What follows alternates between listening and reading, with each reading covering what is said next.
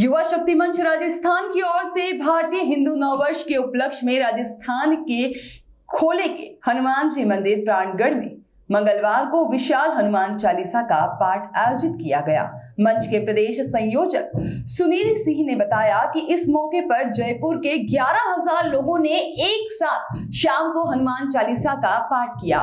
कार्यक्रम के मुख्य अतिथि केंद्रीय कृषि मंत्री नरेंद्र तोमर पुत्र देवेंद्र सिंह तोमर होंगे और यहां पर विशिष्ट अतिथि प्रताप भानु और पूर्व विधायक सुरेंद्र पारिक, पूर्व पार्षद व चेयरमैन राजेश गुप्ता, संजय सोनी भी कार्यक्रम में पहुंचे, जहां पर युवा शक्ति मंच राजस्थान के अध्यक्ष सुनील सिंह शेखावत ने जानकारी देते हुए बताया कि वर्तमान समय में हमारी नई पीढ़ी पर पश्चिमी सभ्यता का असर हावी होता जा रहा है, जिसके चलते हमारे बच्चे अपनी संस्कृति, धर्म और संस्कारों के प्रति लापरवाह होते नजर आ रहे हैं। ईश्वर के प्रति कृतज्ञता व्यक्त करने की बजाय लेट नाइट पार्टी, साथ ही में नशा, मांसाहार जैसे फूहड़ आयोजन करते हैं और इस आयोजन के तहत हमारा प्रयास है कि यह नई पीढ़ी संध्या काल के धार्मिक स्थलों पर जाकर के ईश्वर और धर्म से जुड़ करके अपनी संस्कृति के ध्वजवाहक बने। उन्होंने समाज के युवाओं से इस संदेश की स्मृति के लिए यहाँ पर यह भी कहा है कि नशा नहीं करने की अपील की है। आइए इसी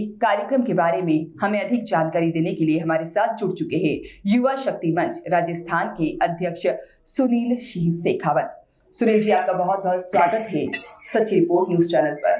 बताइए, आपका इस कार्यक्रम करने का मुख्य उद्देश्य क्या है?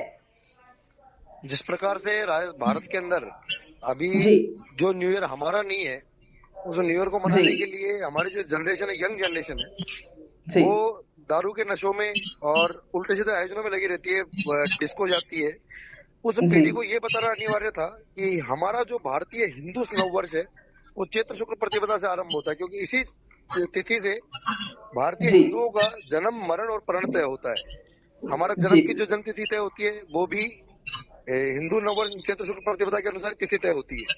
हमारा प्रण होता है, जो भगवान के सामने हम साक्ष्य होते हैं, भगवान से हम संकल्प लेते हैं, वह भी चैत्र शुक्ल प्रतिपदा के अनुसार हमारी कोई तिथि तय होती है। और मरने के टाइम भी हम जब भगवान के पास पंच तत्व विलीन होता है तब भी इसी होता है। तो जो हमारा है हम उसको नहीं मान रहे, जो हमारा नहीं है हम उसको मान रहे। इसलिए इसको नववर्ष के रूप में मनाना और हिंदुओं को, एक हमारे युवाओं को एक प्रेरणा देना कि हमारा खुद का नववर्ष इसको बड़े धूमधाम से मनाया जाए।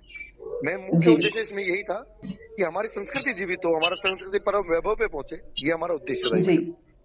जी बिल्कुल सुनील जी, बिल्कुल आपने ठीक कहा, लेकिन मैं आपसे जानना चाहूंगी कि इस तरीके का कार्यक्रम करना काफी ज्यादा संख्या में, 11,000 काफी ज्यादा संख्या होती है। इस दौरान एक साथ लोगों ने बैठ करके इस आयोजन में भाग लिया, हनुमान चालीसा का पाठ किया। तो मेरा सवाल आपसे ये है कि इस दौरान लोगों की क्या प्रतिक्रिया रही, कितने खुश नजर आए वो इस दौरान?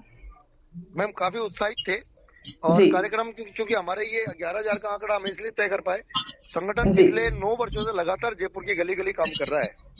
और इसके अलावा हम लोग सितंबर में भगवा रैली भी निकालते हैं, जो स्वामी लक्ष्मण जी के बलिदान दिवस के रूप में हम मनाते हैं। ये दूसरा हनुमान चालीसा का आयोजन था। पिछले वर्ष हमने इसके 5100 से किया था, जब जिसमें 6,500 लोग आए थे। इस बार हमने 11,000 का लक्ष्य लिया था, तो इस बार 13,000 के लगभग लोग इसके अंदर थे, 13-14,000 लोग लगभग इसके अंदर थे। और युवाओं से हमारा लगातार कनेक्टिविटी रहती है, साल भर 9 साल हम लगातार काम कर रहे हैं, इसलिए कार्यकर्ताओं का आना उत्साहित तो होना ही था। जी बिल्कुल। सुनील जी, मेरा एक सवाल आपसे ये है कि आजकल देखा जाए तो युवा भी अपने धर्म के प्रति काफी जागृत नजर आ रहे हैं। काफी ज्यादा संख्या में अपने मंदिरों पर जाना, युवाओं के द्वारा सुंदर कांडों में पार्ट लेना। लेकिन मैं जानना चाहूंगी कि आपको क्या लगता है, आजकल जो चलन में है कि परिवारों के साथ बैठ करके थोड़ा समय भगवान के लिए भी निकाला जाए, लोग उसके बारे में काफी बात करते हैं। लोग ये भी सोचते हैं कि परिवार को दिन में कुछ समय निकालकर एक साथ बैठकर ईश्वर की भक्ति में लीन होना चाहिए। इस विषय में आप क्या कहना चाहते हैं?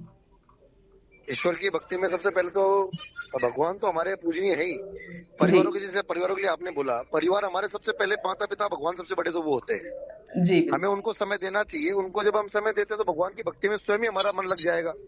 और ये वर्तमान जो आप कह रहे हैं कि हमारे युवाओं में वर्तमान में आजकल भगवानों के प्रति आस्था बढ़ रही है, ऐसा नहीं है। आस्था तो पहले से थी, अब थोड़ी सी सदी के अंदर उठान आया। क्योंकि अभी थोड़ी देर पहले आपने देखा हो तो हमारे देश में एक राज्य के मुख्यमंत्री ने बीच में बोला था, जिसका नाम योगी आदित्यनाथ, यशस्वी मुख्यमंत्री हमारे, जिन्होंने बोला कि 21वीं सदी हिंदुत्व की सदी है। तो वह 21वीं सदी हिंदुत्व की सदी है, तो अपने आप इस उत्साह को नजर आना ही चाहिए, और वो हो रहा है। जी बिल्कुल। सुनील जी, आपका बहुत बहुत धन्यवाद हमसे जुड़ने के लिए। बहुत बहुत धन्यवाद मैम, आपका भी।